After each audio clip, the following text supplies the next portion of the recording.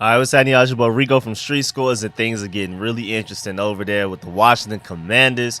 We already have all of this Eric Bieniemy stuff, this Sam Howell stuff, draft free agency, new ownership, and now today, well, technically last night, it was reported that the Commanders are expected to franchise tag defensive tackle Daron Payne. He's an unrestricted free agent, and if we franchise tag him, we owe him $18.9 million this season. And we got to break down exactly why this makes the most sense for the Commanders to go ahead and franchise tag him and not necessarily pay him long term. Also want to dive into the season that he had. Like, Daron Payne balled out. They called his jersey, they called him out, didn't offer him the 5th-year option, said go out there and earn your big contract, and then he went out there and had the best season of his career.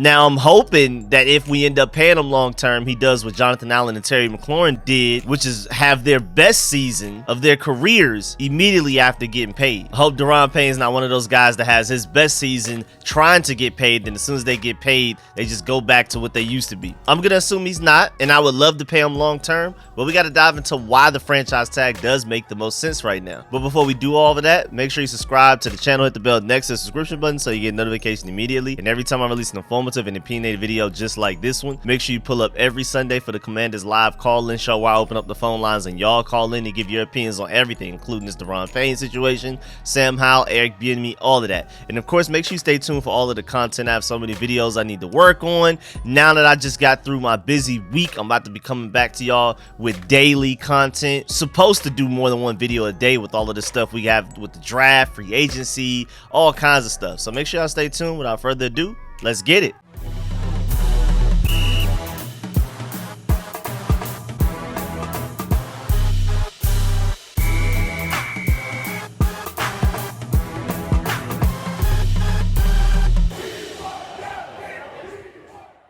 Alright, so Ben Standig reported that the Commanders are expected to use the franchise tag on free agent defensive tackle Daron Payne. Two people with direct knowledge of the situation told Ben Standig of The Athletic. Payne was named to the Pro Bowl and had a career best 11.5 sacks and 64 combined tackles this past season. He also received an All-Pro voter too, so that's also pretty noteworthy as well. He's not an All-Pro, but he got some votes. Now, Adam Schefter did point out yesterday that starting today, technically yesterday, NFL teams can designate their franchise or transition tag on players, and he listed franchise tag candidates include Lamar Jackson, Daniel Jones, Saquon Barkley, Geno Smith, Tony Pollard, Dalton Schultz, Orlando Brown Jr., Jessie Bates, Duron Payne, and Josh Jacobs. So it's going to be a pretty busy next few weeks. The window for NFL teams to tag players opens today. Commanders can franchise tag defensive tackle Daron Payne for $18.9 million, or we can transition tag them for $16 million. And the deadline for tagging any player in any which way that you want to is March 7th. So we'll know by March 7th at the latest what's exactly going on here. And March 7th is a little over a week before the new league year begins. So we'll know before free agency and all of that whether we've tagged them,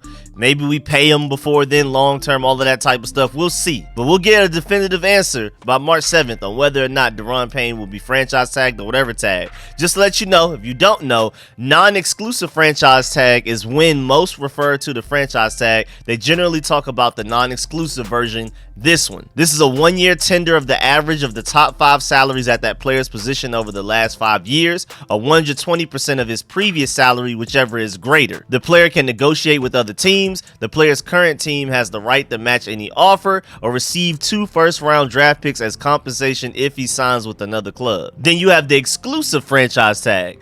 Unlike the non-exclusive version, the tagging team retains the sole right to negotiate with the player. The exclusivity comes with a bump in pay scale, current average salary versus averaging of the previous 5 years. This 1-year tender offer of the average of the top 5 salaries at the player's position for the current year, or 120% of the previous salary, whichever is greater. The rise in pay scale means only a select few get this tag. Usually players for whom other teams would gladly give up 2 first-round picks receive this version of the tag, generally quarterbacks. So if you think Daron Payne is not worthy of at least 2 first-round picks in a trade, which he isn't, there's no way we give him an exclusive franchise tag. So he would, without a doubt, end up getting a non-exclusive franchise tag if we end up tagging him. And then you also have a transition tag. The transition tag is a 1-year tender offer for the average of the top 10 salaries at the position, as opposed to the top 5 for the franchise tag. It guarantees the original club the right to first refusal to match any offer the player might receive from another club. The tagging team is awarded no compensation if it chooses not to match the deal. So there you go. There's a full breakdown of all of the tag options. I hope that wasn't too confusing. Just know at the end of the day, the non-exclusive franchise tag would make the most sense for Daron Payne if we end up tagging him, which again, as we're talking about in this video, reported through Ben Standig, it's expected that we will franchise tag him. And again, that would cost us $18.9 million for this season alone. And it's also really interesting too, because yesterday when Adam Schefter listed Daron Payne as a franchise tag candidate, a lot of people were getting on JP Finley's head when he said that that kind of means something when Adam Schefter lists you as a candidate, because every team has players that are becoming unrestricted free agents, multiple for each team. And for him to only list 10 players and Daron Payne is one of them, that did mean that it was likely that Daron Payne could end up for real getting franchise tag. And then later that night, this report came out that we're very likely and expected to franchise tag him. And to me, I think the biggest reason why franchise tagging him makes the most sense is because even though we just signed Eric Bieniemy to whatever multi-year deal, whether it's 2, 3 or more, whatever it is, it's still weird for us to pay players long term with this new ownership coming in. Because if Dan Snyder pays them long term and then a new owner is like, we wouldn't have done that, I mean, that's just a conflict of interest. So franchise tagging them is a way that Daron Payne can get, at the very least, get his money this year, and then the new owner could come in and decide to potentially sign him long term and may not even wait till next year. This could just be bridging the gap this offseason. Franchise tag him before March 7th. New ownership comes in maybe by the end of March, maybe the beginning of April. And then they could come in and sign him long-term immediately if they wanted to right then and there. So a franchise tag just makes the most sense for both parties. That's the cheapest option for Dan Snyder if he has to pay any money out of his pocket. And then it also gives the Commanders the flexibility to not lose them in free agency and the new owner to come in and sign them long-term if they want to. Or at the very least, get a really good player at defensive tackle for another year on your team, and then we'll figure out what happens after that. We've seen that tagging guys usually doesn't result in them staying with the team long term at any point. As Commanders fans, Redskins fans, Washington football team fans, we've seen it hasn't worked out yet, but who knows? Maybe tagging Daron Payne and we find a way to pay him long term later, we'll see. I feel like we should go ahead and pay him long term. I mean, a lot of that money that we're getting back for releasing Carson Wentz, who's obviously gonna get released, we could just put that towards Daron Payne. Not all of it, but quite a bit of it. But of course, I mean, I've already done videos talking about Daron Payne and all of our potential free agents, not only in 2023, but 2024 as well. Do you want to go ahead and jump the gun and pay Montez Sweat and Cameron Curl long term? Do you want to go ahead and pay Cole Holcomb long term this offseason? So there's a lot of people we got to think about. It's not just about Daron Payne, but still, we have the money to pay Daron Payne if you prioritize him that much. Again, Payne was named to the Pro Bowl after posting a career best 11.5 sacks and 64 combined tackles last season. He's 25 years old and was a huge part to a defense that suffered a lot of injuries and still was 3rd in the NFL in yards allowed and only 7th in points allowed per game. Now, we do got to take note that us dominating the time of possession when running the ball does help with our statistics as far as defense goes, but still, our defense is a Christian Gonzalez, Devin Witherspoon, and a healthy season away from being top 5, at the very least top 10 in the NFL, I feel like. Going back to statistics, our defense finished 9th in Football Outsiders DVOA, defense adjusted value over average metric. And I believe Daron Payne was like 3rd in the NFL in sacks and like top 10 in tackles for loss, and he had a fantastic season. You could argue he was an all-pro, but he definitely was a Pro Bowler, and he should have been voted in immediately with Jonathan Allen rather than being a reserve and only getting in after Aaron Donald decided that he didn't want to participate in the Pro Bowl. And again, I've talked about this in several videos, but you're going to get a little over $26 million